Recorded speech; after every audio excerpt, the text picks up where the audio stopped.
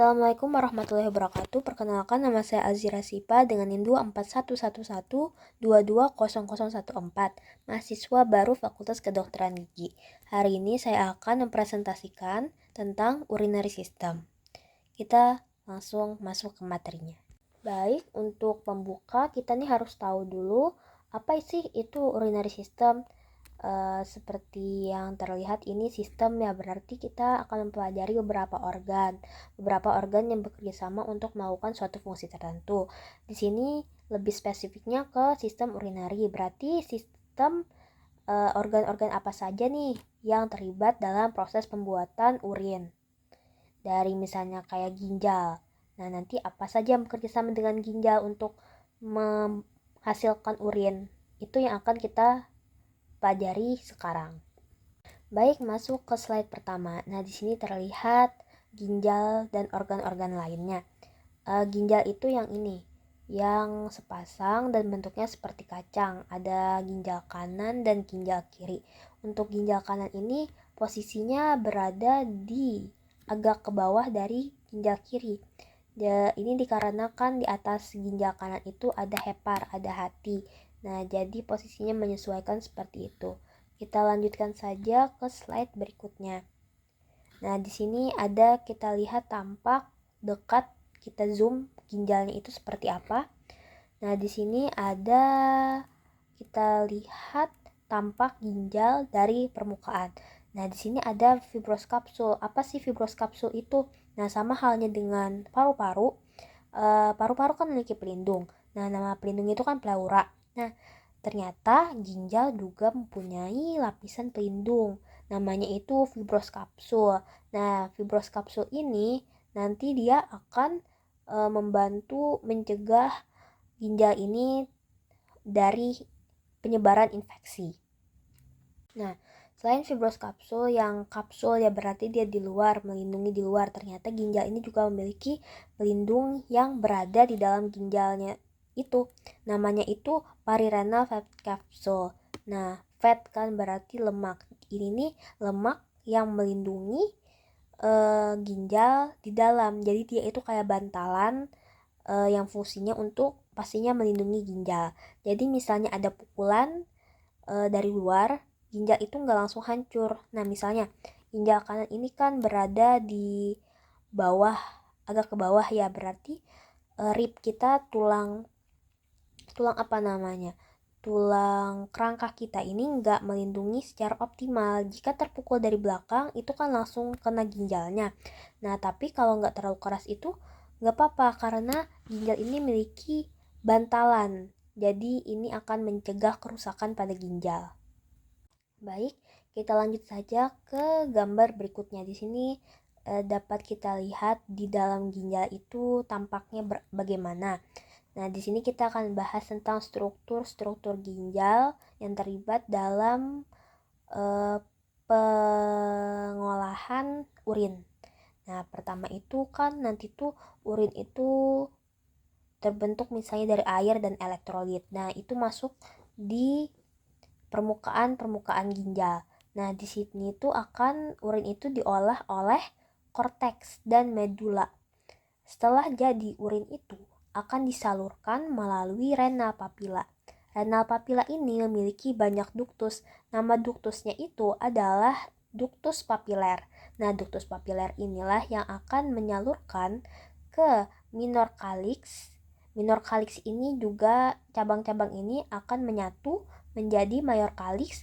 Mayor calyx ini akan menyatu lagi menjadi renal pelvis. Nah, di renal pelvis ini akan menyalurkan urin ke ureter. Ureter ini saluran berikutnya yang akan nanti kita jelaskan di slide berikutnya. Jadi urin itu diolah di ginjal, makanya ginjal ini adalah salah satu organ yang paling penting dalam sistem urinaria. Baik, kita lanjut ke slide berikutnya, yaitu adalah ureter. Nah, di sini kita lihat yang tabung atau saluran yang panjang ini adalah ureter, yang pada bagian atasnya itu berhubungan dengan pelvis renalis dan bagian bawahnya itu berhubungan dengan kandung kemih. Jadi di sini ureter ini adalah saluran yang mengalirkan atau penghubung antara ginjal dan kandung kemih sehingga urin itu bisa tersalurkan atau nanti tampung di kandung kemih untuk sementara. Nah, jadi saluran yang panjang ini adalah ureter. Jadi panjangnya itu kisaran 20 sampai 30 cm. Juga di ureter inilah biasanya ada gangguan batu ginjal. Karena di sini ada memiliki 3 titik penyimpangan. Ada misalnya di dekat ginjalnya itu, terus ada titik kedua itu di tengahnya, dan titik ketiganya itu yang di dekat kandung kemih. Namanya titik ureteropelvik. Pada pembuluh iliaka juga sama yang tempat ureter memasuki dinding kandung kemih. Jadi kalau batu ginjal biasanya bersarang di situ. Kalau urin disalurkan melalui ureter, dia akan ditampung sementara di kandung kemih. Jadi di kandung kemih ini adalah tempat penampungan sementara urin. Dia berongga sehingga dia bisa direnggangkan untuk menampung urin yang banyak. Nah, kita lanjut lagi setelah kandung kemih ini ke uretra. Jadi ureter dulu, kandung kemih, baru uretra. Nah, ini yang penyalur urin untuk keluar tubuh. Nah, di sini ada perbedaan nih pada uretra perempuan dan uretra laki-laki. Nah, bedanya itu pada wanita kan ureternya itu pastinya lebih pendek. Nah, sama juga salurannya itu nanti berbeda sama organ reproduksi. Kalau pria, dia tentunya uretranya lebih panjang dan itu tuh jadi satu, jadi fungsinya fungsi ganda. Pada gambar ini kan terlihat ya jelas bahwa ureter pria itu lebih panjang karena dia harus melewati kelenjar prostat ini dan juga penis agar bisa keluar dari tubuh. Nah, pada pembahasan terakhir kita akan membahas tentang sfinkter uretra. Sfinkter uretra itu berada pada uretra. Jadi kita akan membahas bagaimana urin ini bisa keluar dari tubuh kita.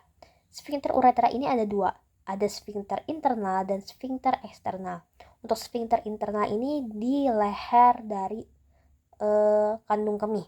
Jadi kalau kandung kemih itu sudah terlalu banyak tampungannya, dia akan kontraksi. Nah, sfinkter internal ini akan membuka.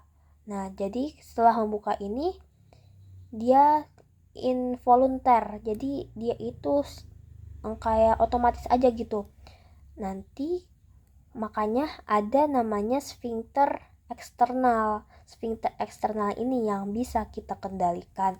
Makanya kita kan bisa menahan-nahan kencing itu karena ada sfinkter eksternal. Kalau sfinkter eksternal ini tidak ada, maka kita tidak akan bisa mengontrol kapan dan di mana saja kita mau kencing gitu. Jadi harus ada sfinkter eksternal. Nah, baik, itu saja penjelasan dari saya. Intinya pada sistem urinaria ini yang terlibat itu pertama itu yang pasti ada ginjal. Dari ginjal itu kan nanti dia akan ke ureter. Lalu dari ureter akan ditampung sementara urin itu di kandung kemih. Dan di kandung kemih itu nanti akan disalurkan lagi oleh uretra. Nah, tapi di uretra itu nggak keluar begitu saja, tetapi ada sfinkter-sfinkter yang seperti katup untuk mengeluarkan urin itu. Nah, itu saja dari saya. Salah khilaf mohon dimaafkan. Wassalamualaikum warahmatullahi wabarakatuh.